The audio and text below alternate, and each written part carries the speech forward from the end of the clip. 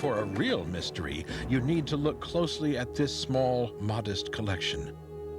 A leather flying suit, a pair of battered goggles, and an antiquated two-way radio.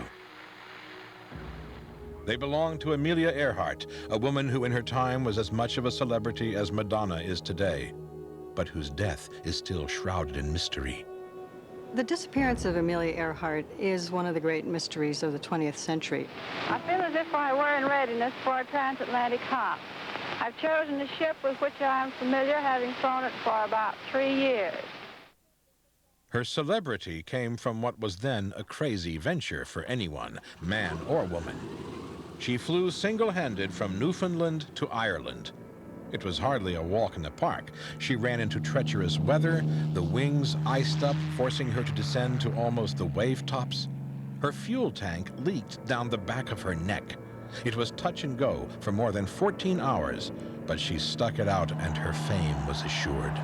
When Emilia landed in Ireland, it was a huge event.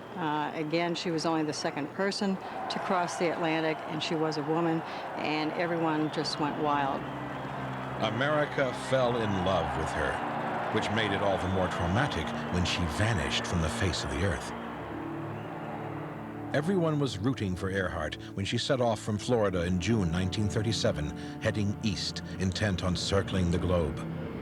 The world cheered as reports came in that she'd made it across the Atlantic, then across the Asian subcontinent. When she headed out over the vast Pacific Ocean towards home, it seemed she was going to make it. She was expected to stop for fuel at a tiny South Pacific island, but she never arrived. There's just no explanation. There's no evidence. She's just gone. You have the last radio transmission and then nothing. That transmission came 20 hours into the epic flight.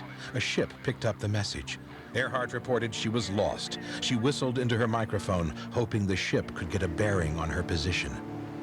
Then, silence. Just naturally brings out the sleuth in everyone. Everyone has a theory as to what happened to her. How could she disappear off the face of the earth? Although the most likely reason is still that the plane just ran out of gas and crashed into the Pacific. As with many celebrity deaths, the conspiracy theories abound.